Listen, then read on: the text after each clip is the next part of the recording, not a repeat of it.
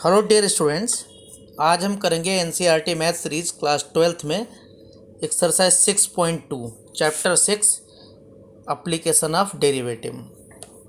ये हमारा लेक्चर 6.2 है। इसके पहले जो हमारा प्रीवियस लेक्चर हुआ था उसमें हमने एप्लीकेशन ऑफ डेरिवेटिव का एक्सरसाइज 6.1 कवर किया था, जो rate of change of quantities means rate of change of function के बारे में था। यहाँ हम करेंगे इसमें increasing and decreasing function mean monotone पता करेंगे एक फंक्शंस का। इसका वैसे इंट्रोडक्शन हम चैप्टर 1 में, जहाँ रिलेशन फंक्शन में फंक्शंस वाले टॉपिक में कर चुके थे, जहाँ हमें 1 पता करना था, लेकिन यहाँ हम बहुत डिटेल में इसको करेंगे। तो देखो इसमें कौन कौन से टॉपिक हमें कवर करने हैं, तो हम एक एक करके इसमें देखते हैं कौन कौन से टॉपिक कवर करने हैं। सबसे पहला पॉइंट हम डिस्कस करेंगे इस पर कि इसका इंक्रीजिंग फंक्शन क्या होता है, स्ट्रिक्टली इंक्रीजिंग। यहाँ एक बार एक टर्म्स आएगा कि स्ट्रिक्टली इंक्रीजिंग क्या होता है। तो इंक्रीजिंग, स्ट्रिक्टली इंक्रीजिंग एक हो गया, और इसी तरीके से डिक्रीजिंग, स्ट्रिक्टली डिक्रीजिंग फंक्शन, इन सब की बात करेंगे। साथ में एक दो रिजल्ट हैं यहाँ पर कि इंक्रीजिंग फंक्शन और डिक्रीजिंग फंक्शन और कांस्टेंट फंक्शन के बारे में एक रिजल्ट है, उसके बारे में बात करेंगे। फिर हमारा दूसरा रिजल्ट है, सारा कुछ एनसीईआरटी से है। दूसरा हमारा है स्ट्रिक्टली इंक्रीजिंग फंक्शन, इसी तरीके से हमारा स्ट्रिक्टली डिक्रीजिंग फंक्शन। फिर हम कहेंगे दोनों में से एक कोई, आइदर ओनली, मतलब या तो ये केवल इंक्रीज हो रहा है या फिर डिक्रीज ही हो रहा है। फिर हम कुछ इंपॉर्टेंट रिजल्ट लेंगे। इंपॉर्टेंट रिजल्ट हम उस सेंस में ले रहे हैं कि जो जो कंपटीशन की तैयारी कर रहे हैं बच्चे, वहाँ कभी कोई मोनोटोन ही पूछा जाता है, तो हम उस मोनोटोन की भी बात भी करेंगे कि मोनोटोन है क्या यहाँ पर। तो इसमें हम specially monotone increasing, monotone decreasing और कुछ हम रिजल्ट की बात करेंगे, क्योंकि यहाँ एनसीईआरटी में ओपन इंटरवल क्लोज इंटरवल पर ही सारा कुछ डिफाइन किया गया। तो कुछ हम एक तो एग्जांपल लेकर आपको बेसिक कॉन्सेप्ट बताएंगे। तो इसमें चलो अब शुरू करते हैं। सबसे पहला पॉइंट जो हमारा है, मतलब 5 पॉइंट हम क्लियर कवर करेंगे। तो इसमें सबसे पहला पॉइंट जो हम बात करना है, सबसे फर्स्ट पॉइंट हमारा है, हम बात कर रहे हैं कि कि इंक्रीजिंग फंक्शन किसको कहते हैं। तो सबसे पहला पॉइंट हमने इंटरवल में कैसे इंक्रीजिंग है उसकी बात करेंगे कि एक इंटरवल में हम कैसे इंक्रीजिंग की एक इंटरवल में कैसे इंक्रीजिंग पता करते हैं। तो let I be an open interval, सारा कुछ एनसीईआरटी से। कोई एक इंटरवल हमारा आई कोई ओपन इंटरवल है, या उसको डोमेन भी कहते हैं। तो अब अगर उसमें 2 पॉइंट लिए जाएंगे, such that x1 is less then x2, और आपका fx1 मीन्स जो x1 से आपको रेंज मिल रहा है fx1 is less then fx2 आ रहा है, तो हम कहेंगे कि ये हमारा किस तरीके से है, ये आपका एक जैसा, जिस तरीके से x है इंक्रीज हो रहा है उसी तरीके से fx भी इंक्रीज हो रहा है, तो इंक्रीजिंग फंक्शन है। इसी तरीके से स्ट्रिक्टली में इसमें दिख नहीं रहा है हम आपको, हाँ ये चलो दिख रहा है कि यहाँ पर क्या होगा, लेस आर इक्वल टू दोनों हो सकता है, ये ग्राफ से भी हमने बताया है। इसी तरीके से अब स्ट्रिक्टली की बात करेंगे तो स्ट्रिक्टली में इक्वल टू का टर्म्स नहीं आएगा। मीन्स इसमें क्या होगा, अगर x1 is less then x2 है तो fx1 is less then fx2 ही होगा, मीन्स इक्वल का टर्म्स नहीं आएगा। तो जब भी हम इक्वल का टर्म्स अगर नहीं आ रहा है तो स्ट्रिक्टली की बात करेंगे, और इक्वल आ रहा है तो हम कहेंगे ये आपका स्ट्रिक्टली नहीं है, मीन्स सीधा है, जैसे इंक्रीजिंग डिक्रीजिंग की बात करते हैं। यही बात डिक्रीजिंग में है कि if x1 is less then x2, तो उल्टा इसका means fx1 is greater than fx2 आ रहा है for each x1 x2 belong to the, means उल्टा। अगर x1 x2 से कम है, लेकिन जब उसका रेंज देखें, रेंज मीन्स अगर ग्राफ बनाए तो हाइट देखें, तो हाइट क्या है, जो y एक्सेस के पैरेलल है वो उल्टा आ रहा है, मीन्स x1 तो कम है लेकिन fx1 ज़्यादा है fx2 से। इसी तरीके से तो हम स्ट्रिक्टली की बात करेंगे तो यहाँ हम इक्वल टू वाला टर्म्स हटा देंगे, इक्वल टू आपका हट जाएगा, जो यहाँ इक्वल टू लगा हुआ है वो हट के ये सिर्फ रह जाएगा। अब देखो एक एक ग्राफ हम देखते हैं, जो इंक्रीजिंग फंक्शन है उसका ग्राफ किस तरीके से होता है, यहाँ इस तरीके से कि ये आपका इस तरीके से एक्स वाई है, और ग्राफ यहाँ से मान लो चला, फिर ये कुछ बराबर पर आ गया, मीन्स कुछ देर के लिए वो इंक्रीज नहीं हो रहा है, एफ डैश एक्स 0 है, आप ऐसे भी कह सकते हो, और फिर जो है फिर से बढ़ने लगा, तो हम इसको कहेंगे केवल इंक्रीजिंग है, ये हमारा स्ट्रिक्टली नहीं है।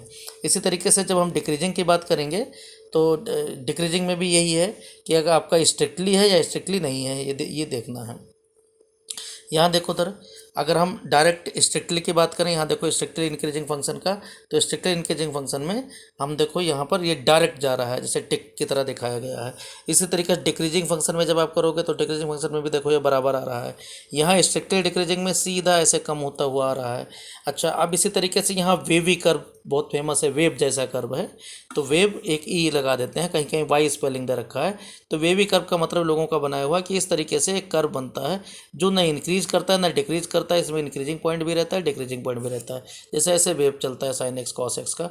तो यहाँ पर नंबर लाइन पर ज़्यादातर पॉलिनोमियल के लिए यूज़ किया जाता है कि जहाँ जहाँ देखो उधर ये इस पॉइंट पर, जहाँ जहाँ एक्स के पॉइंट किस पॉइंट पर वाई जीरो है, ये हम पॉइंट पता कर लेते हैं, फिर हम ऊपर वाला पार्ट है उसको इंक्रीज कह देते हैं, मीन्स प्लस माइनस हम बाद में भी क्वेश्चन में करेंगे। तो ये एक करके हम इसको देखते हैं यहाँ पर कि क्या किस तरीके से ये क्वेश्चंस में हम अप्लाई करेंगे, तो ज़्यादा से ज़्यादा अप्लाई करेंगे तो हमें वैसे भी पता चल जाएगा कि कैसे करना है इसको। अब यहाँ देखो उधर इंक्रीजिंग डिक्रीजिंग में अब इसी तरीके से आपका ये बेसिक पॉइंट हो गया। दूसरा पॉइंट हम कवर कर रहे हैं कि हम जो कुछ उस पर जो रिजल्ट है उन पर डिस्कस करते हैं कि रिजल्ट किस तरीके से इनके लिए गए हैं। अब ये सब इंटरवल पर था, अब इंटरवल के बजाय हम पॉइंट की अगर बात करेंगे तो पॉइंट किस तरीके से, मान लो लेट एक्स कोई पॉइंट एक दे दिया गया, ये आपको इसको पता करना है। लेट एक्स जीरो कोई एक पॉइंट है और उस पॉइंट पर आपको पता करना है कि इंक्रीज कर रहा है डिक्रीज कर रहा है। तो उस केस में हम क्या करते हैं, एक्स जीरो देखते हैं कि जिस इंटरवल में है, means x zero minus H x zero plus H, interval उसके नेबरहुड के पॉइंट ले लेते हैं और फिर नेबरहुड में के इंटरवल में देखते हैं। अगर ये सिचुएशन आ गया कि उसके नेबरहुड के इंटरवल में मान लो X one is less than x two पर F x one is less or equal to F x two आ रहा है, तो हम कहेंगे कि ये हमारा इंक्रीजिंग फंक्शन है। अगर यहीं पर इक्वल टू नहीं लगा हुआ है तो हम स्ट्रिक्टली की बात कर लेंगे। मीन्स वैसे ही सारा कुछ है जो यहाँ हमने सारा कुछ लिख दिया है कि जो कुछ आप इंटरवल में पता करते थे उस इंटरवल के किसी पॉइंट पर अगर कह दिया गया तो वो पॉइंट पर आपका इंक्रीजिंग डिक्रीजिंग हो जाता है। यहाँ देखो उधर और देखें हम रिजल्ट हमारा, और इस तरीके से बहुत सारे रिजल्ट हैं। यहाँ पर रिजल्ट देखो दे रखा है। सबसे पहले लेट कोई एक, अब कोई अगर कंटिन्यूस क्लोज इंटरवल में, या हम सीधे कहते हैं अगर ओपन इंटरवल में कोई डिफरेंशिएबल फंक्शन है। अब अगर कोई डिफरेंशिएबल फंक्शन है, क्योंकि यहाँ में एप्लीकेशन ऑफ डेरिवेटिव है, तो हमें बेसिकली यही इसी हिस्से का एप्लीकेशन करना है। तो f is decreasing function in close interval a b if f dash x is less than zero. Means क्या है कि जैसे हम वहाँ क्या करते थे, f x one is greater than f x two दिखाते थे, यहाँ हम क्या उनका डिफरेंस से निकाल लिया गया, प्रूव कर दिया गया, मीन मीन वैल्यू थ्योरम से आया है। या हम सीधे कहें अगर पूरे इंटरवल में, जिस इंटरवल में अगर F dash x less than zero है तो इसका मतलब स्ट्रिक्टली फंक्शन है, स्ट्रिक्टली डिक्रीजिंग है। F dash x greater than zero है तो हम कहेंगे स्ट्रिक्टली इट इंक्रीजिंग फंक्शन है। ऐसे अगर इक्वल भी लगा है तो स्ट्रिक्टली नहीं, केवल इंक्रीजिंग है। तो ये सारी चीज़ें हमारे पास ये रिजल्ट यहाँ पर है। यहाँ अगर इसी तरीके से एफ डैश एक्स अगर जीरो आ गया तो हम कहेंगे उसको कि कांस्टेंट फंक्शन है। यहाँ पर देखो उधर थर्ड पॉइंट सी पॉइंट दे रखा है। अब तो ये तो आपको हम अभी क्वेश्चन में अप्लाई करके दिखाएंगे। इसी तरीके से देखो एक पॉइंट हमने यहाँ ऐड किया है, ऐड इसलिए किया क्योंकि बहुत सारे बच्चे यहाँ में कह रहे थे कि वो दूसरे बोर्ड से, सीबीएसई बोर्ड से नहीं है, तो उनको मोनोटोन ज़्यादा सिखाया जाता है, जो आईसीएसई बोर्ड और उधर वाले हैं, तो यहाँ पर यूपी बोर्ड के। तो यहाँ देखो मोनोटोनिक क्या होता है, मोनोटोनिक में केवल इंक्रीजिंग डिक्रीजिंग देखा जाता है। तो कोई फंक्शन मोनोटोनिक है, इसका मतलब क्या हुआ, x one is greater than x two का से अगर इम्प्लाई हो रहा है कि f x one is greater or equal to F x two, तो इसका मतलब क्या हुआ, ये फंक्शन क्या है कि ये मोनोटोनिक इंक्रीजिंग है। इसी तरीके से मोनोटोनिक डिक्रीजिंग भी होता है। If X one is greater than x two दे रखा है, लेकिन हमें उल्टा रिजल्ट मिले, mean F x one is less or equal to F x two मिल जाए, तो हम कहेंगे ये हमारा डिक्रीजिंग फंक्शन है पूरे डोमेन के। डोमेन मतलब यहाँ पर बिलोंग टू द जो भी डोमेन दे रखा है, मीन्स रियल नंबर जिस इंटरवल में कहा गया हो। तो इसी तरीके से अब दूसरा रिजल्ट हमारे पास है कि अगर हम कोई डिफरेंशिएबल फंक्शन एफ एक्स है, इसको मोनोटोनिकली इंक्रीजिंग प्रूव करना है, तो इसका मतलब हम क्या दिखा दें, अगर एफ डैश एक्स केवल दिखा दें greater or equal to zero है तो ये प्रूफ हो गया कि मोनोटोनिक इंक्रीजिंग है। इसी तरीके से एम डी मतलब मोनोटोनिकली डिक्रीजिंग सिर्फ प्रूव करना है तो less or equal to zero, mean जितना सीबीएसई में दे रखा है इंक्रीजिंग डिक्रीजिंग उसी को मोनोटोनिक वर्ड लिया गया है। तो ये हमें दूसरे बुक से लेना पड़ा है क्योंकि ये ज़्यादातर जो कॉम्पिटिटिव तैयारी कर रहे हैं उनमें पूछा जाता है और या फिर बाकी और बोर्ड में। थर्ड पॉइंट यहाँ जो इम्पोर्टेंट पॉइंट है, क्योंकि एनसीईआरटी में थोड़ी सी एक मिस्टेक्स के बच्चे ज़्यादातर डाउट करते हैं कि ये जो है, अब उनके दिमाग में आ जाता है कि अगर क्लोज इंटरवल लगाया गया है तो केवल इंक्रीजिंग कहेंगे, और अगर ओपन इंटरवल लगाया गया है तो हम स्ट्रिक्टली बोल देंगे। लेकिन ऐसा नहीं है। इसकी जो डेफिनेशन है केवल डिफरेंशिएबल फंक्शन से नहीं है। मीन्स ये केवल नेसेसरी कंडीशन है कि F dash is greater than zero पर इंक्रीजिंग और F dash is greater than zero less than zero पर डिक्रीजिंग। ये कोई सफिशेंट कंडीशन नहीं है। तो हमें क्या होता है कि जब हमें ज़रूरत होती है मेन, तो हम क्या करते हैं, विदाउट डेरिवेटिव वाला कंडीशन जरूर देखते हैं। तो अगर यहाँ देखो if x1 is greater or equal to x2 दे रखा है और f x1 is greater than f x2, सभी x1 x2 डोमेन के लिए बिलोंग कर रहा है, तो हम कहते हैं कि इंक्रीजिंग है। एक हमने एग्जांपल लिया है कि ये इंटरवल से कोई मतलब नहीं है। जैसे इंटरवल अब यहाँ पॉइंट पर कहा गया, लेकिन अगर किसी क्लोज इंटरवल में बातें हो रही है तो उसमें जैसे हमने दिया है, एक एग्जाम्पल दिया है कि आप एक्स स्क्वायर का एग्जाम्पल ले लो। यहाँ देखो एक्स स्क्वायर का एग्जाम्पल लेकर देखोगे तो एक्स स्क्वायर आपको किस तरीके से मिलेगा। एक्स स्क्वायर यहाँ देखो, ये हम जूम करके दिखा रहे हैं। एक्स स्क्वायर हम क्लोज इंटरवल 0 to इन्फिनिट में ले रहे हैं। अब आप देखो उधर एक्स स्क्वायर का अगर ग्राफ बना के देखोगे तो एक्स स्क्वायर का ग्राफ कैसे होता है, y equal to x square, means इस तरीके से ग्राफ होता है। तो अगर हम केवल ये हिस्सा ले लें, मीन्स हम आधा इधर वाला हिस्सा हम हटा देते हैं, सिर्फ इतना लेते हैं, वाई इक्वल टू, अगर हम ये हिस्सा ले रहे हैं ना सिर्फ ये, इसको कहते हैं y equal to x square. तो अब आप देखो इस सिचुएशन में क्या होगा कि ये आपका जीरो से लेकर यहाँ से लेकर ऊपर, मीन क्लोज इंटरवल अगर 0 to इन्फिनिट कहा गया, हर एक पॉइंट के लिए जैसे जैसे वैल्यू आप x1 ग्रेटर देन x2 लोगे, F x1 is greater than f x2 आपको मिलेगा। हर एक x1 x2 के लिए x1 is greater then x2 लिया आपने, F x1 is greater than f x2 मिला। तो यहाँ अगर क्लोज इंटरवल भी दे रखा है, मीन्स क्लोज इंटरवल हमने 0 to इन्फिनिट पर अगर कहा है, इन्फिनिट तो हमेशा ऊपर ही रहेगा। तो यहाँ ये आपका क्या है, ये स्ट्रिक्टली ही है, क्योंकि यहाँ पर इक्वल कभी नहीं आएगा, किसी भी दो पॉइंट पर ये इक्वल नहीं होंगे अगर हम केवल प्लस वाले वैल्यू ले रहे हैं। डोमेन के एलिमेंट हम केवल अगर प्लस वाले ले रहे हैं, तो यहाँ हम इसी तरीके से अगर हमने लिया है एक आपका ग्रेटेस्ट इंटीजर फंक्शन। अब ग्रेटेस्ट इंटीजर फंक्शन में दूसरी बात आएगी, ग्रेटेस्ट इंटीजर फंक्शन में आपको क्या मिलेगा, अगर इसमें अगर 2 point x1 is greater then x2 ले रखा है आपने, तो ग्रेटेस्ट इंटीजर फंक्शन में क्या होगा, अगर आपने ये ग्रेटेस्ट इंटीजर x1 और ग्रेटेस्ट इंटीजर x2 को कंपेयर कर रहे हो कि कौन सा, तो आपको पता है अगर x1 is greater then x2 है तो ग्रेटर इंटीजर आप मतलब GIF ऑफ x1 जो आएगा वो या तो x2 के इक्वल होगा या फिर उससे बड़ा होगा। तो ये कभी ना, तो ये इसको आप स्ट्रिक्टली इंक्रीजिंग नहीं कभी नहीं कहोगे। तो यहाँ ये रिजल्ट है। एक और रिजल्ट यहाँ पर है कि अगर मान लो कोई आपको पता है f(x) हमेशा स्ट्रिक्टली इंक्रीज ही कर रहा है, तो जो सबसे पहला पॉइंट है, तो FA जो पॉइंट होगा वो उसका मिनिमम वैल्यू हो जाएगा और B पर जो पॉइंट होगा वो मैक्सिमम हो जाएगा। ये इसलिए कह रहा हूँ क्योंकि रेंज निकालने में बड़ा काम आता है इसका, और इसको हमने अप्लाई किया था मिसलेनियस के क्वेश्चन करने में एनसीईआरटी में, कि मिनिमम और मैक्सिमम वैल्यू पता करने के लिए काम आ जाता है रेंज पता करने में। तो रेंज वाले क्वेश्चन, क्योंकि जब हमें 1 1 and 2 प्रूव करना होता है तो रेंज की ज़रूरत होती है, और जहाँ स्पेशली वहाँ ज़रूरत होती है जहाँ पर डोमेन आपका रियल नंबर नहीं होता, वहाँ तो बिल्कुल ज़रूरत है इसकी। तो ये रिजल्ट है। इसी तरीके से डिक्रीजिंग होगा तो उल्टा हो जाएगा, जो आपका मैक्सिमम वैल्यू है वो FA हो जाएगा, मिनिमम FB आ जाएगा। तो ये आपको सारे रिजल्ट हमने यहाँ इकट्ठा कर दिए हैं कि जिससे आपको कोई कंपटीशन उस की तैयारी करनी हो तो आप उसको जो है इसको कर सकते हो। इसको देख के ये एक तरीके से जो रूल बताए जाते हैं ये आपके कॉन्स्टिट्यूशन की तरह है कि बिना इन रूल के आप क्वेश्चन नहीं कर पाओगे। अब हम एनसीईआरटी की बात करते हैं, एनसीईआरटी एक्सरसाइज 6.1 की। तो आप देखो एक एक करके हम क्वेश्चंस देखते हैं। तो क्वेश्चंस यहाँ देखो, सबसे पहला क्वेश्चन जो दे रखा है, so that f(x) equal to 3x + 17 is increasing on R. अगर आप डेरिवेटिव लगाते हो तो बहुत आसानी से हो जाएगा, क्योंकि इसका डेरिवेटिव क्या आ गया 3। अब 3 इसका क्या है, हमेशा पॉजिटिव है। अब 3 हमेशा पॉजिटिव है तो इसका मतलब क्या हो गया कि ये हमेशा इंक्रीज ही करेगा, तो यही प्रूव करना है। तो यहाँ हमने फ़िलहाल जैसे क्वेश्चन किया है वो ये उसको हमने क्वेश्चंस को दूसरे मेथड से किया है। मीन्स हमने क्या किया है, क्वेश्चंस को उसके विदाउट डेरिवेटिव यूज के किया है। इसी तरीके से सेकंड क्वेश्चन देखो, सेकंड क्वेश्चन में आपको दे रखा है, so that the function f(x) equal to e⁻²x। अब e⁻²x का अगर डेरिवेटिव देखोगे तो e⁻²x का डेरिवेटिव क्या मिलेगा आपको, e⁻²x का डेरिवेटिव e⁻2x इंटू 2 मिलेगा। अब e⁻2x हमेशा पॉजिटिव रहता है तो यहाँ भी आपका हमेशा ये इंक्रीज ही करेगा पूरे रियल नंबर में। थर्ड क्वेश्चन देखो, so that f(x) equal to sin x। अब f(x) equal to sin x तो f'(x) यहाँ डेरिवेटिव लगाना आसानी से हो जाएगा। तो f'(x) देखो, क्योंकि वो ऐसे अदरवाइज ग्राफ बनाना पड़ेगा तो ग्राफ से आपको मुश्किल पड़ेगा। तो f'(x) क्या आ गया cos x। अब cos x आपको पता है फर्स्ट क्वाड्रेंट में हमेशा पॉजिटिव होता है, तो इसका मतलब क्या है, हमेशा पॉजिटिव है, तो मीन्स क्या होगा, ये हमेशा इंक्रीजिंग फंक्शन है।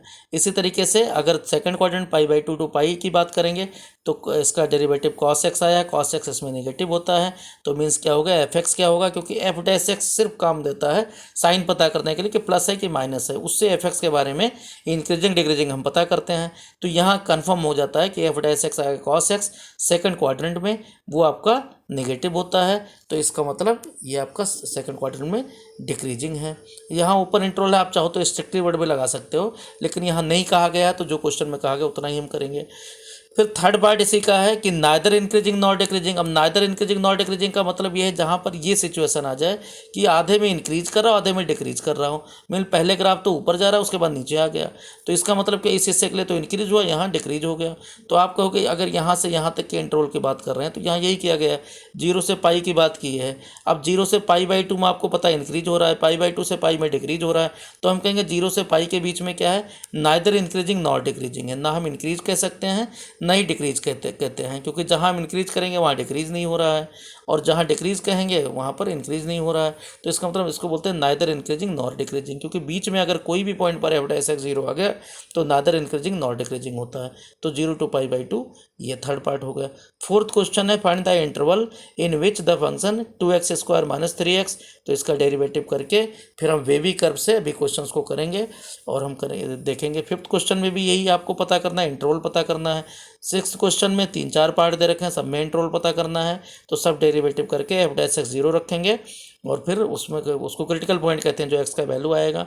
सेवन्थ क्वेश्चन में देखें y equal to log x plus y equal to log 1 plus x minus 2x upon 2 plus x, x is greater than -1 दे रखा। अगर ना भी दिया जाए, मान लो एक्स इज ग्रेटर देन -1 नहीं भी दिया जाता, तब भी आपको अगर log 1 प्लस एक्स है तो ये वैल्यू हमेशा क्या होना चाहिए, ग्रेटर देन 0 होना चाहिए। अब log 1 plus x means log जो भी लेगा तो जो वैल्यू लेगा मीन्स 1 प्लस एक्स हमेशा क्या होना चाहिए, ग्रेटर देन 0। तो यहाँ से एक्स इज ग्रेटर देन -1 आ जाएगा। तो क्वेश्चन में ना भी दिया जाए तो कोई प्रॉब्लम नहीं है, आप इसको ये मान के चलोगे, क्योंकि एक बार बोर्ड में क्वेश्चन आया हुआ सीबीएसई में और ये नहीं दिया गया था एक्स ग्रेटर देन -1, तो लोगों ने बहुत से बच्चों ने पूरा वैल्यू ले लिया था। तो ये जहाँ डिफाइन है, जिस डोमेन पर डिफाइन है वो ध्यान रखना होता है। क्वेश्चन नंबर 8 की बात करें तो क्वेश्चन नंबर 8 में दे रखा है फाइंड द एक्स, यहाँ भी वही इंक्रीजिंग फंक्शन किसी एक्स के लिए मीन्स इंटरवल पता करना है। क्वेश्चन नंबर 9 में अगर एक थीटा फर्स्ट क्वाड्रेंट का है 0 to पाई बाई टू का है, तो ये कोई वैल्यू दे रखा है mean dy by D x पता करो, dy बाई डी थीटा यहाँ दे रखा है, थीटा पता करो और ये दिखा दो कि ये हमेशा इस फर्स्ट क्वाड्रेंट में मीन थीटा का वैल्यू अगर 0 to पाई बाई टू रखते हैं तो हमेशा पॉजिटिव है, मीन्स इंक्रीजिंग फंक्शन है। 10th में लॉग फंक्शन दे रखा है, लॉगरिथम फंक्शन मतलब y equal to log x, ये बिल्कुल सिंपल है, y equal to log x. इसका डेरिवेटिव करोगे लॉग एक्स का तो लॉग एक्स का डेरिवेटिव 1 अपान एक्स आ जाएगा। 1 अपान एक्स यहाँ दे रखा है, x is greater than 0 to infinite है, तो 1 अपान एक्स भी 0 to इन्फाइनाइट रहेगा। तो इसका मतलब क्या हो गया, यहाँ पर भी ये हमेशा पॉजिटिव रहेगा, तो ये इंक्रीजिंग फंक्शन है। ये छोटे छोटे क्वेश्चन में बीच बीच में इसलिए बता रहा हूँ क्योंकि प्रैक्टिस तो इसमें बहुत सारे पार्ट हैं क्वेश्चन में, तो टाइम लगेगा।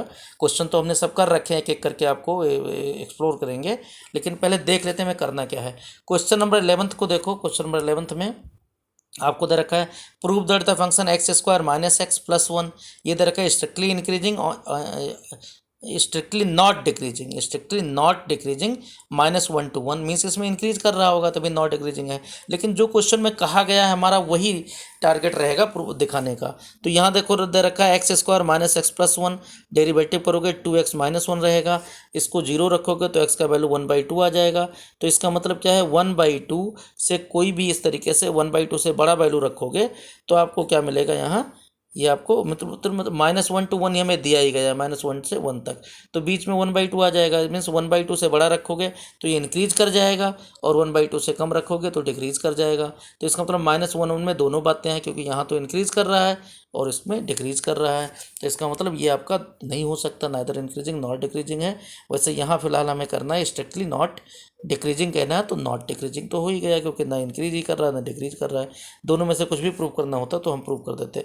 12th क्वेश्चन में है which of the following function decreasing on 0 to π interval हमें दे रखा है 0 to π/2 का। तो ये बुक में थोड़ी सी मिस्टेक है, आपका एक ओपन बुक में देखोगे तो समझ में आ जाएगा। 0 to π ओपन इंटरवल दे रखा है। अब 0 to π ओपन इंटरवल दे रखा है, किसी देखना, सभी को देखना है 0 to π/2 मतलब फर्स्ट क्वाड्रेंट। अब फर्स्ट क्वाड्रेंट में अगर आप देखो तो cos x का डेरिवेटिव क्या आएगा, माइनस साइन एक्स। अब माइनस साइन एक्स क्या है, हमेशा नेगेटिव रहेगा फर्स्ट क्वाड्रेंट में, क्योंकि आगे माइनस लगा हुआ है। इसी तरीके से -2 cos 2x। अब अगर 0 to π/2 कहा गया है तो cos 2x का वैल्यू 0 to π तक पहुंच जाएगा। तो ये वैल्यू भी साइन एक्सिस पर क्या आता है, पॉजिटिव, और आगे माइनस लगा तो यहाँ भी डिक्रीजिंग होगा। थर्ड भी इसी तरीके, थर्ड में क्या आ जाएगा, 0 से 3π/2 तक आएगा, मीन्स फर्स्ट सेकंड क्वाड्रेंट तो रहेगा ही, साथ में थर्ड क्वाड्रेंट का वैल्यू भी आ जाएगा। तो वहाँ क्या होगा, वहाँ पर साइन 3x आपका नेगेटिव आ जाता है थर्ड क्वाड्रेंट में। तो यहाँ इस हिस्से के लिए माइनस आगे मल्टीप्लाई करेंगे तो पॉजिटिव आ जाएगा। इसका मतलब पहले दो क्वाड्रेंट में तो ठीक है, यहाँ पर ये डिक्रीज हो रहा है, लेकिन थर्ड क्वाड्रेंट में इंक्रीज हो जाएगा। तो जो सी पार्ट है उसमें नादर इंक्रीजिंग नॉट डिक्रीजिंग है। लास्ट पार्ट इसका tan x है। tan x का डिफ्रेंसिएशन sin स्क्वायर x होता है। sin स्क्वायर x का कुछ भी वैल्यू रख दो, कहीं पर भी रख दो, क्योंकि स्क्वायर का टर्म्स है। तो सीधी सी बात है, यहाँ पर sec स्क्वायर x हमेशा ग्रेटर देन 0 रहेगा, तो ये हमेशा पॉजिटिव ही आएगा, मीन्स इंक्रीजिंग ही है। 13th क्वेश्चन में, on which of the following functions f x equal to x power 100, x power 100 है plus sine x minus 1, derivative करोगे तो एक्स पावर 100 का क्या आ जाएगा, 100 एक्स पावर 99। एक्स पावर 100 का डेरिवेटिव आपका इसका आ जाएगा 100 इंटू एक्स पावर 99, और साइन एक्स का डेरिवेटिव होता है कॉस एक्स। अब कॉस एक्स की बात करो, हमें जिसमें चेक करना है 0 to 1 पता करना है पहले, मीन्स प्लस में वैल्यू है, और π/2 टू पाई पता करना है। π/2 का वैल्यू देखोगे तो पाई मीन्स होता है 3.14, तो 1.57 के नियर अबाउट आएगा। पाई आपका 3.14 है, मीन्स सबके सब पॉजिटिव वैल्यू हैं, ये पाई का वैल्यू है। तो आप जब वैल्यू रखोगे तो ये चीज़ ध्यान रखना है आपको कि हमें करना क्या है, कि अगर मान लो 0 to 1 में हम देख रहे हैं तो 0 to 1 किसके बीच में आता है, 0 to π/2 के बीच का ही वैल्यू है। तो ये वास्तव में जो आपका थर्ड सी वाला पार्ट दे रखा है, तो सी वाला पार्ट ए उसी के अंदर में आता है। तो आप देखोगे अगर इसमें आपने प्रूव कर दिया तो इसमें ऑटोमेटिक हो गया। अब एक्स पावर कहाँ देखो, 100 एक्स पावर 99, 100 एक्स पावर 99, और वैल्यू आपको एक्स का वैल्यू 0 से बड़ा रखना है।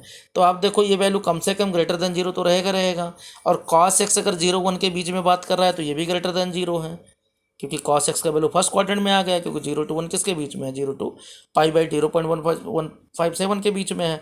तो इसका मतलब क्या है, पहले क्वाड्रेंट में और थर्ड क्वाड्रेंट में तो सीधा सा है कि ये वैल्यू ग्रेटर देन 0 ही होगा। इसका मतलब यहाँ पर ये इंक्रीज ही करेगा f dash x. Second b वाला पार्ट देखें, π/2 to π मीन सेकंड क्वाड्रेंट में देखें तो देखो तो cos x का वैल्यू अगर माइनस आया भी तो 100 इंटू एक्स पावर 99, और x का वैल्यू दे रखा है, x का वैल्यू है कितना बड़ा, आप देखो 1.57 से बड़ा है, मीन्स π/2 से तो बड़ा है। अब जब π/2 से बड़ा है वैल्यू तो x π/2 मीन्स 1.57 पर पावर अगर 99 करोगे फिर 100 से मल्टीप्लाई करोगे तो कितना वैल्यू बड़ा आ जाएगा। तो इसका मतलब बहुत बड़ा वैल्यू आ जाएगा। उसके सामने cos x का वैल्यू ज़्यादा से ज़्यादा अगर बहुत कम कर पाएगा तो माइनस कम कर पाएगा। तो इसका मतलब यहाँ पर जो है ये हमेशा पॉजिटिव रहेगा। तो ना तो फर्स्ट से इसमें डिक्रीज होगा, ना सेकंड में डिक्रीज होगा, नहीं थर्ड में, तो नन ऑफ दीज यहाँ सही रहेगा। 14th क्वेश्चन देखते हैं। 14th क्वेश्चन में है, for what values of the function f x equal to x square plus x plus 1 is increasing on 1 2। अब यहाँ देखो तो ये थोड़ा सा क्वेश्चन सही कर दिया गया है। पुरानी वाले बुक में यहाँ ओपन इंटरवल दे रखा था, तो यहाँ क्लोज इंटरवल दे रखा है, क्योंकि इंक्रीज का तो जिससे कन्फ्यूजन ना हो। पहले वाला भी सही था, लेकिन आपके एनसीईआरटी के कॉन्सेप्ट से नहीं मिलता था। तो अगर आप बुक पुरानी उठा के देखोगे तो उसमें अलग, और ये ऑनलाइन जो सही किया गया इसमें क्लोज इंटरवल कर दिया गया है। तो आप देखोगे इसमें इसका डेरिवेटिव 2x प्लस ए आएगा। कहा गया 1 2 के बीच में हमेशा ग्रेटर है, तो 2x प्लस ए का वैल्यू हमेशा ग्रेटर देन 0 आएगा। अब 2x plus a greater than, अब देखो तो 2x प्लस ए ये ग्रेटर देन 0 है, और साथ में आपको दे रखा है x का वैल्यू आपका 1 और 2 के बीच में है, ये इस तरीके से है। तो आप देखोगे यहाँ 2x प्लस ए करोगे तो 2x का वैल्यू क्या आ जाएगा, 2x आपका आ जाएगा 2 से मल्टीप्लाई मीन्स 4 और 1 के बीच में है, 1 को भी 2 से मल्टीप्लाई 2 और 4 के इसके बीच में, प्लस ए करोगे तो यहाँ 2 प्लस ए आ जाएगा, यहाँ 4 प्लस ए आ जाएगा। तो इसका मतलब क्या हुआ कि ये वैल्यू जो आपका एफ डैश एक्स है 2x प्लस ए, ये कहा गया ग्रेटर देन 0 होना चाहिए। इसका मतलब जो 2x प्लस ए है वो क्या होना चाहिए, ये value greater or equal to zero. अब टू प्लस ये 2x प्लस ए है क्या, 2 प्लस ए और 4 प्लस ए के बीच में है।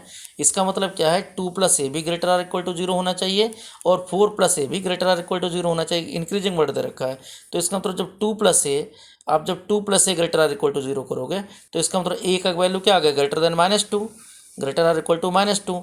इसी तरीके से अगर आप यहाँ पर 4 प्लस ए, तो 2 plus a greater than zero से ए का वैल्यू ग्रेटर देन -2 आया।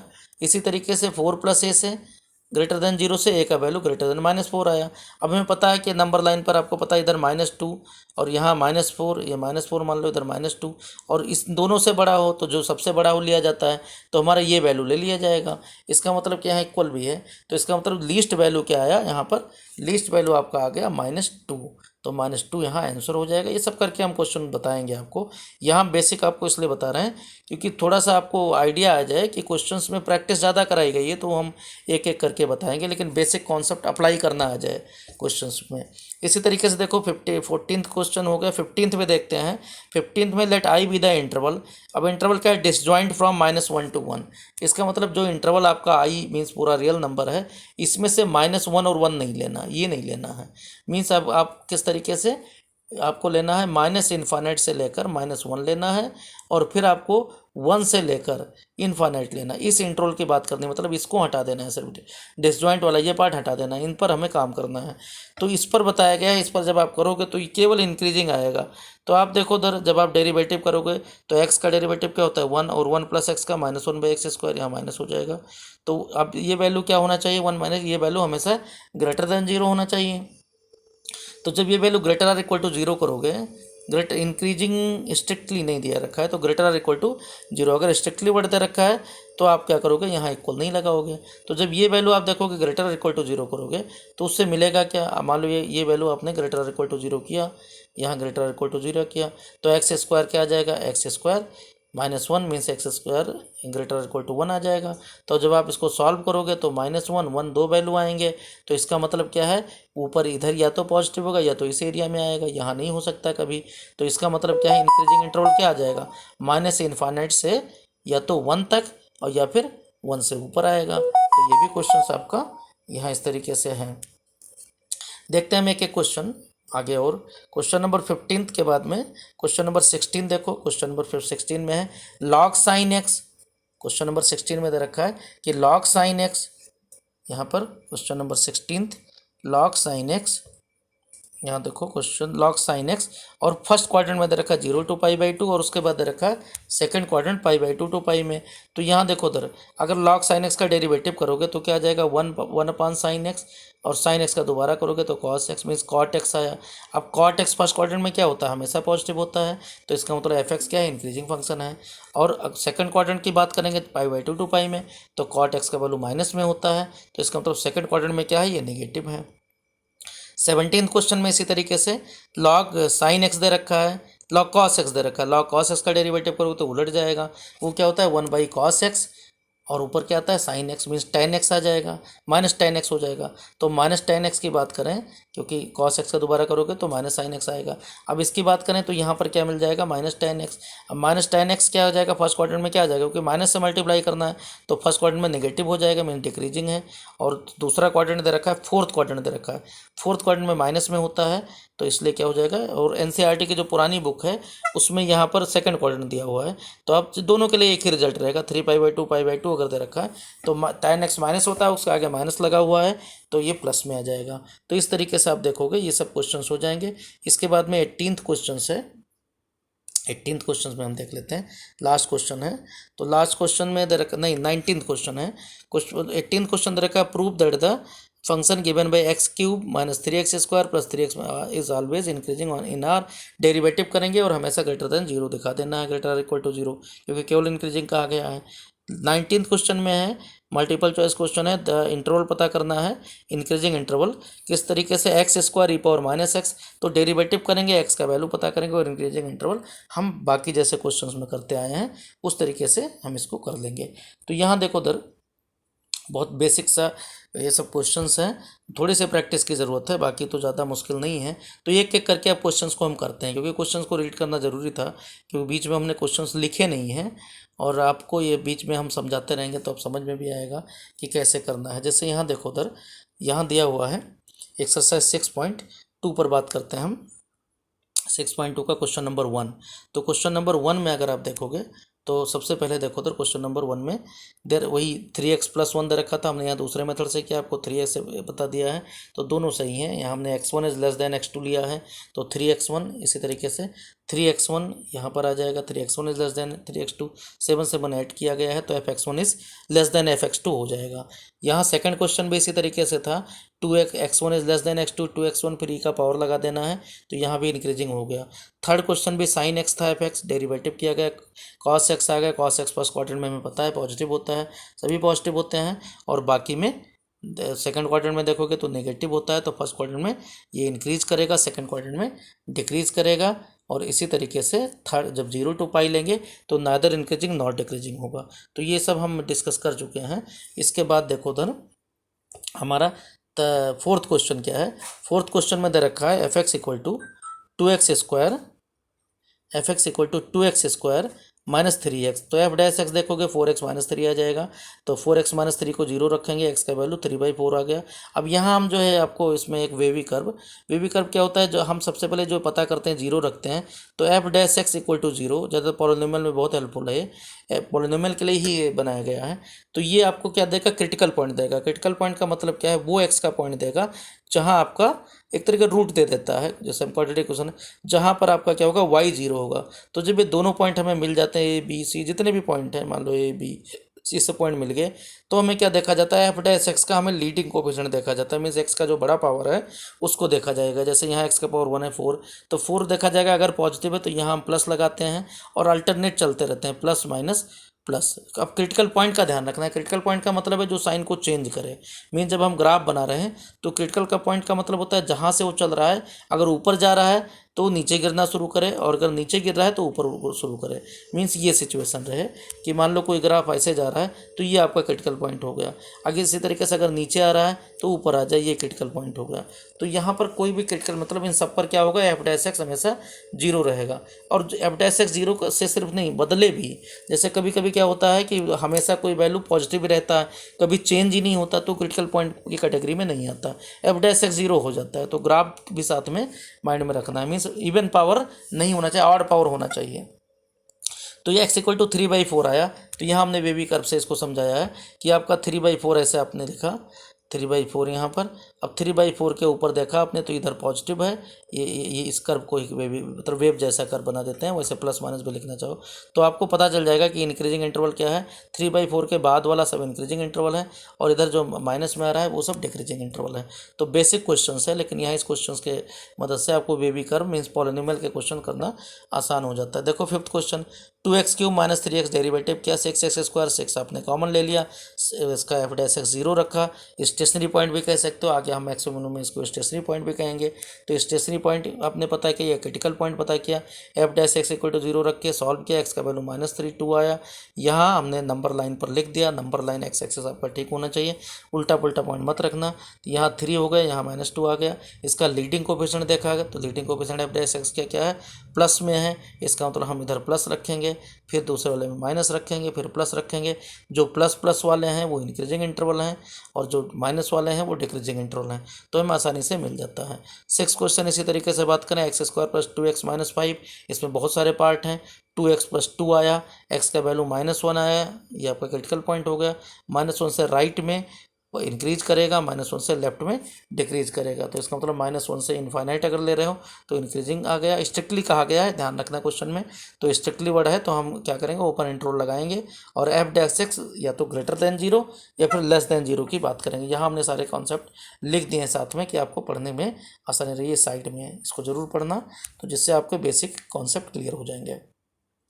इसके बाद देखो उधर हम क्वेश्चन नंबर 6 के दूसरे पार्ट पर बात करेंगे कि दूसरा पार्ट क्या है, और ये सारे पॉलिनोमियल के क्वेश्चन दे रखे हैं फिलहाल। तो दूसरा पार्ट क्वेश्चन का दे रखा है 6x माइनस 2x स्क्वायर, तो यहाँ भी आपका कुछ ज़्यादा मुश्किल नहीं है, इसको भी आप कर लोगे। डेरिवेटिव किया आपने, डेरिवेटिव इसका जो भी आया 6 माइनस 4 इस तरीके से आ जाएगा। आपने इसको देखो -4x पहले रखना, ध्यान रखना लीडिंग कोएफिशिएंट नेगेटिव है, तो इस बार जब आपका पॉइंट -3/2 आया तो यहाँ क्या करना है, इधर पहले माइनस रहेगा फिर प्लस रहेगा, मीन्स राइट टू लेफ्ट चलना है, ये ध्यान रखना, जैसे उर्दू लिखते हैं उस तरीके से। सी पार्ट देखो 2x³ माइनस, यहाँ भी डेरिवेटिव किया, लीडिंग कोएफिशिएंट आपका नेगेटिव है, पॉइंट आपका f' 0 रखा, क्रिटिकल पॉइंट आपका -2 -1 आया। इस बार नेगेटिव से शुरू करोगे, बीच में पॉजिटिव आएगा, अल्टरनेट रखना है, और यहाँ फिर पॉजिटिव आएगा, तो इसका मतलब -∞ से -2 तक, और -1 से लेकर ये वैल्यू, इन दोनों के लिए नेगेटिव है, बीच में -2 to -1 के लिए इंक्रीजिंग है, मीन स्ट्रिक्टली इंक्रीजिंग है। यहाँ इसी तरीके से यहाँ पर एक्स छोटे कुछ क्वेश्चन है, 2-4 बहुत छोटे छोटे क्वेश्चन है, तो जैसे जैसे आप प्रैक्टिस करोगे 6 - 9x x minus 6 square, derivative करोगे -9 - 2x आ जाएगा, वैल्यू -92 आएगा, क्रिटिकल पॉइंट लेफ्ट नेगेटिव से शुरू करोगे। ई पार्ट देखना ज़्यादा इंपॉर्टेंट है यहाँ पर, क्योंकि नया क्वेश्चन है ई वाला, x+1 का होल क्यूब और x-3 का होल क्यूब ये दिया हुआ है। तो यहाँ पर क्या आ जाएगा, x+1 का होल क्यूब 3, ये आपका इस तरीके से यहाँ पर, तो 3x+1 का होल स्क्वायर x-3, ये हमने कॉमन ले लिया जो कॉमन है, बीच में 2 भी आकर कॉमन आ जाएगा, x-1 आ जाएगा। अब यहाँ देखो ये होल स्क्वायर दे रखा, होल स्क्वायर आपका x = -1 पर 0 तो दे रहा है, अब जैसे 0 आ जाएगा, लेकिन x+1 का होल स्क्वायर कभी साइन नहीं चेंज कर सकता, हमेशा पॉजिटिव रहेगा, तो आपके क्रिटिकल पॉइंट के काम नहीं आएगा। x-3 का होल स्क्वायर हमेशा, तो जो ऑड पावर है उन्हीं को लेना है, तो आपको सिर्फ x-1 काम आएगा, मीन्स x का वैल्यू सिर्फ 1 लिया जाएगा, यही करेगा बस। केवल क्या करना है, यहाँ पर स्ट्रिक्टली की बात है, तो स्ट्रिक्टली के लिए हम क्या करेंगे, सिर्फ ये काम कर सकते हैं कि जो पॉइंट जहाँ पर 0 दे रहा है उसको हटा लें, क्योंकि हमारा मकसद है f' को यहाँ पर कि f' हमारा ग्रेटर देन 0 रहे या फिर लेस देन 0 रहे, डिक्रीजिंग के लिए, स्ट्रिक्ट डिक्रीजिंग के लिए, तो ये हमें सिर्फ ध्यान देना है, बाकी कुछ नहीं। तो आप देखो यहाँ पर जो 3 पॉइंट है इसको हम आउट कर देंगे, जिस पर 0 दे रहा है, इसी तरीके से यहाँ पर -1 पर 0 दे रहा है, इसको भी हम आउट कर देंगे, इनको छोड़ के मीन्स R में से दोनों पॉइंट हटा देंगे नंबर लाइन में। अब माइनस जो 1 से पहले है वो मीन्स -∞ से लेकर 1 तक, -∞ से लेकर 1 तक। अब -∞ से 1 की अगर बात करोगे, उसमें से कौन सा पॉइंट, एक पॉइंट नहीं रखना है, -1 हटा देना है, इस पॉइंट को हटा देना है।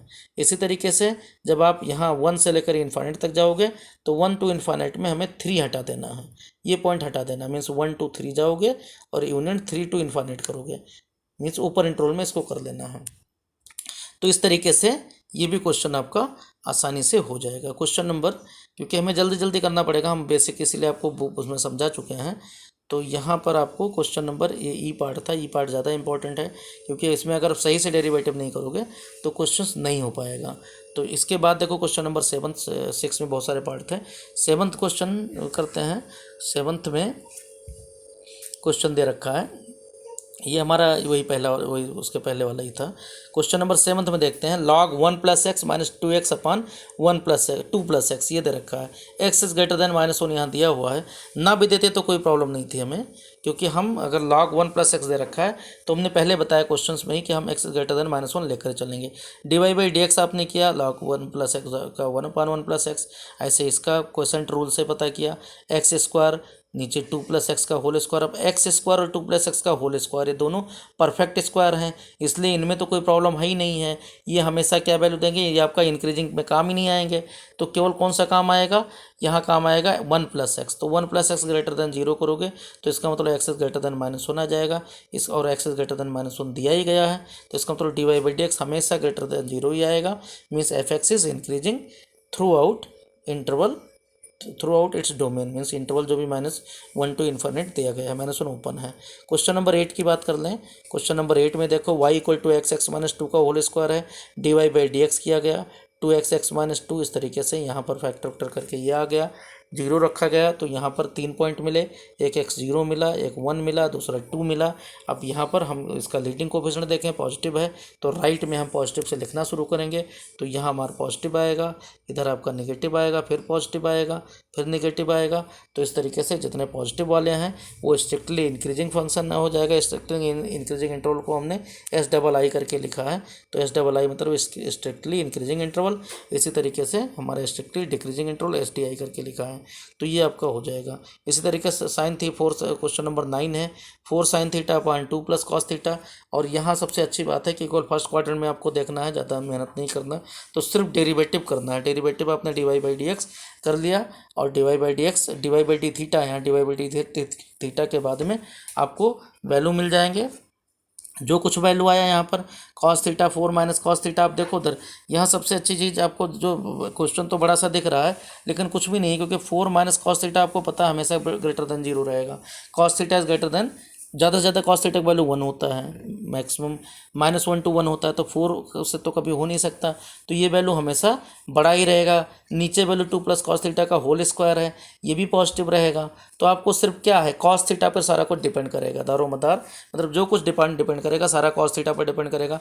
थीटा फर्स्ट क्वाड्रेंट में है तो प्रॉब्लम नहीं, क्योंकि कॉस थीटा हमेशा ग्रेटर आर इक्वल टू 0 रहेगा, ग्रेटर देन 0 ही रहेगा। अगर क्लोज इंटरवल कर दिया गया तो जो है π/2 पर 0 हो जाता है, तो इसका मतलब y क्या होगा, इंक्रीजिंग होगा यहाँ, इसीलिए क्लोज इंटरवल में कहा गया है कि y हमेशा इंक्रीजिंग फंक्शन रहेगा अगर हम फर्स्ट क्वाड्रेंट में रख रहे हैं। तो क्वेश्चन नंबर 10 देखते हैं।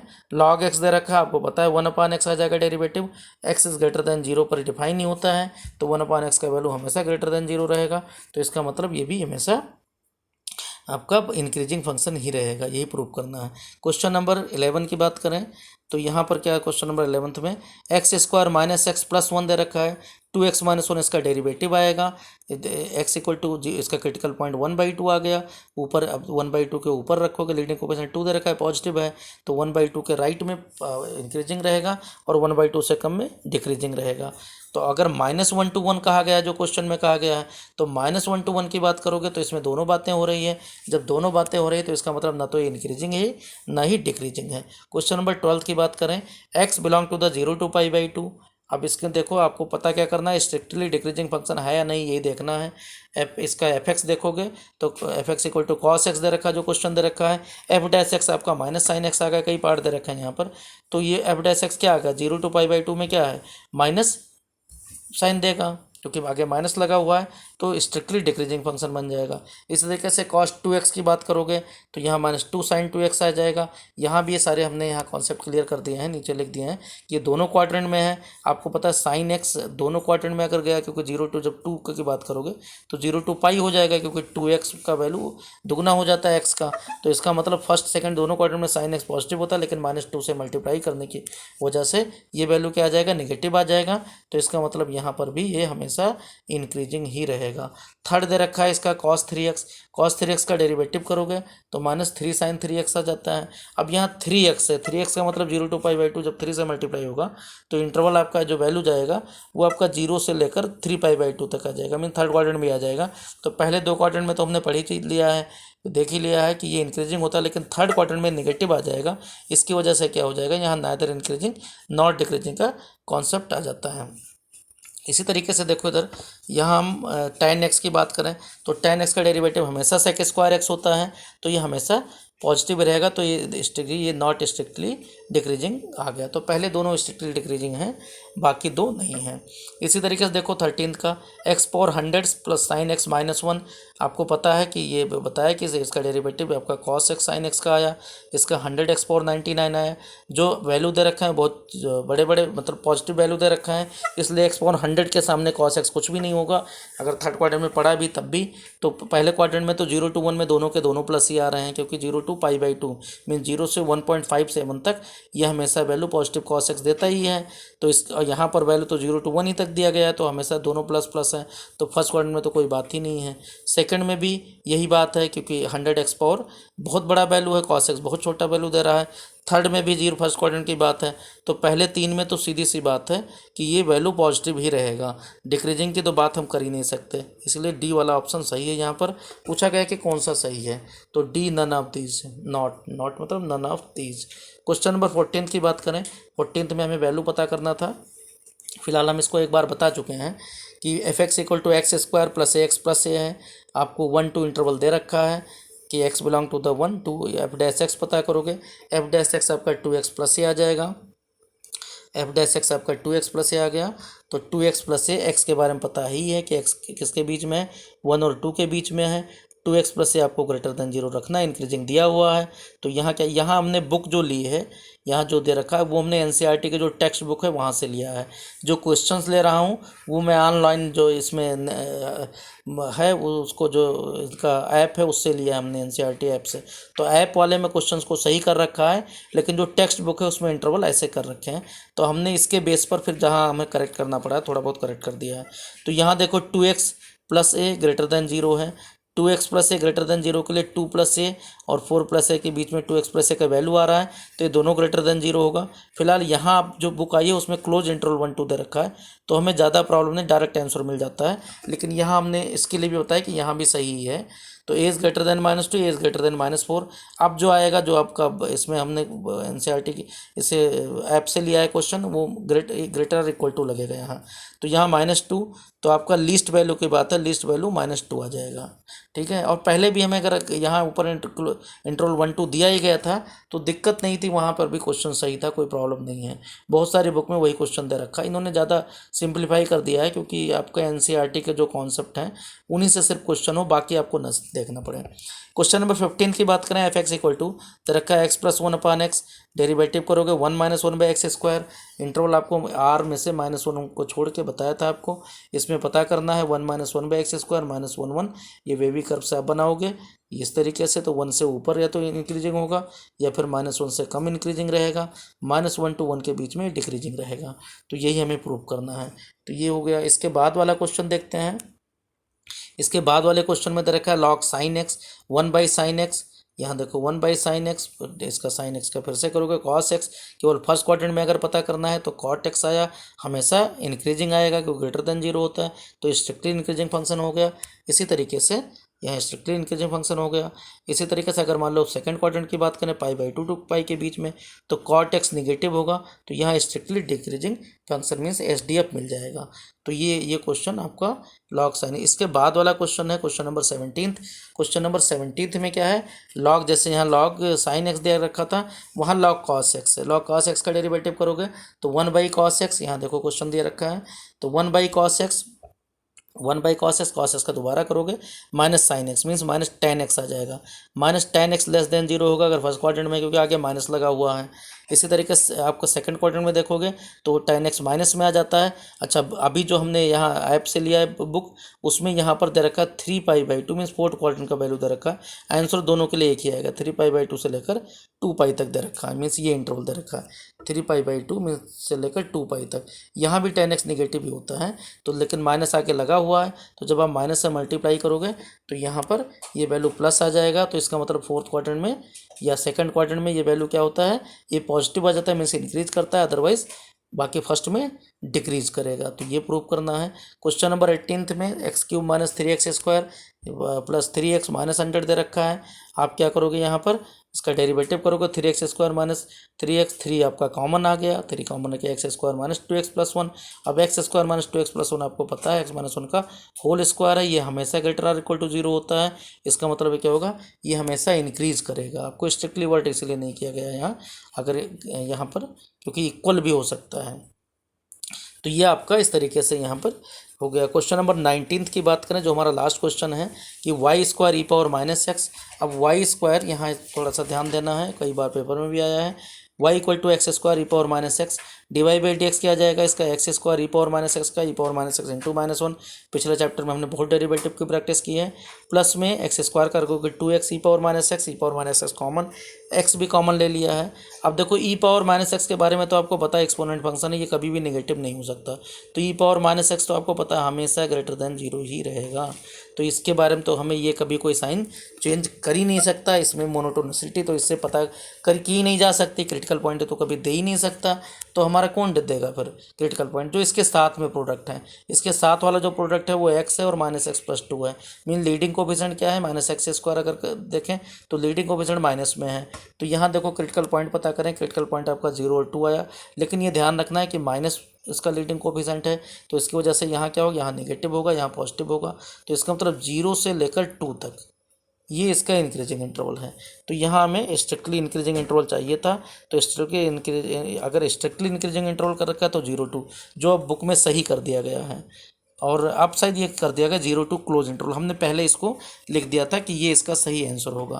फिलहाल अभी हमने देखा जब ये वीडियो बनाते समय कि देखा जो एनसीईआरटी ऐप में है उसमें करेक्ट करके दे रखा है, लेकिन वो आपके पास बुक जो मिलेगी उसमें जो पुरानी वाली बुक है, मैं 2019-20 वाली, उसमें यहाँ इंटरवल ये दे रखा है, मैं इसे स्ट्रिक्टली होना चाहिए, वो फिर सही होगा ऑप्शन डी। और अदरवाइज क्या होगा, क्लोज इंटरवल 0 to 2। तो ये आपका यहाँ तक ये चैप्टर आपके एक्सरसाइज चैप्टर 6 का द एंड है। और इसके बाद क्वेश्चन सबने बता ही दिया क्या क्या कर कैसे कैसे हैं। तो अब हम यहाँ, इस वीडियो थोड़ी लंबी है लेकिन आप 2-3 बार इसको पढ़ोगे तो समझ में आ जाएगा, कोई इतना ज़्यादा मुश्किल भी नहीं है। तो आप ओके, थैंक यू।